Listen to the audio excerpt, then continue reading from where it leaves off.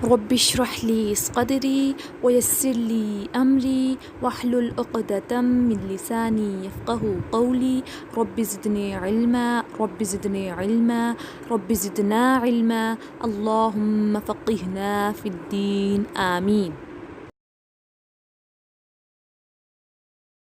السلام علیکم ورحمۃ اللہ وبرکاتہ نحمده ونصلی علی رسوله الکریم اما بعد فاعوذ باللہ من الشیطان الرجیم بسم اللہ الرحمن الرحیم.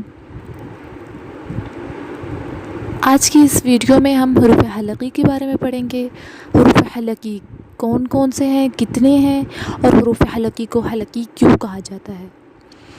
حروف حلقی کو حلقی اس لیے کہا جاتا ہے کیونکہ حروف حلقی حلق سے ادا ہوتے ہیں. حروف حلقی 6 ہیں: حمزہ، ح، عین، ح، غین، خ. ان کا قاعدہ کیا ہے؟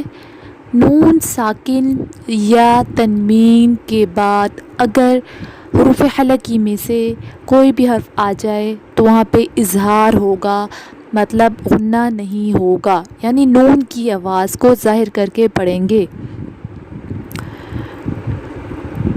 حروف حلقی کا قاعدہ میں آپ کو دوبارہ سے بتا رہی ہوں.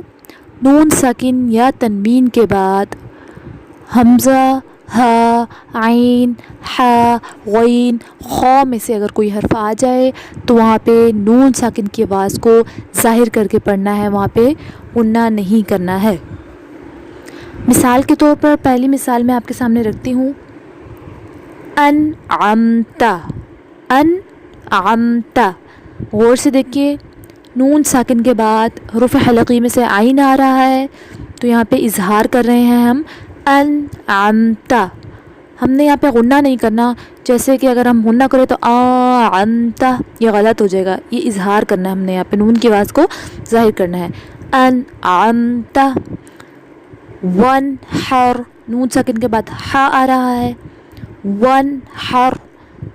من خوف، نون ساکن کے بعد خ آ رہا ہے. من آمینہ، نون ساکن کے بعد حمزہ آ رہا ہے. من غضب، نون ساکن کے بعد غین حروف حلقی میں سے ہے. منہ، نون ساکن کے بعد ہا آ رہا ہے. شیء علیم، تنوین کے بعد عین آ رہا ہے. نون تنوین کے بعد عین آ رہا ہے، یہ بھی حروف حلقی میں سے ہے. طیرا ابابیل، تنوین کے بعد حمزہ آ رہا ہے. علیم حکیم، تنوین کے بعد ح آ رہا ہے. نوحا ہدینا، تنوین کے بعد ہ آ رہا ہے. علیم خبیر، تنوین کے بعد خ آ رہا ہے. میں امید کرتی ہوں آپ کو سمجھ آ گئی ہوگی. آگے دیکھتے ہیں.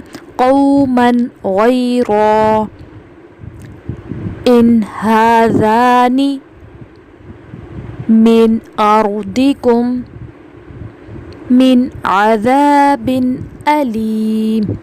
ایک دفعہ قاعدہ پھر میں ریوائز کر دیتی ہوں.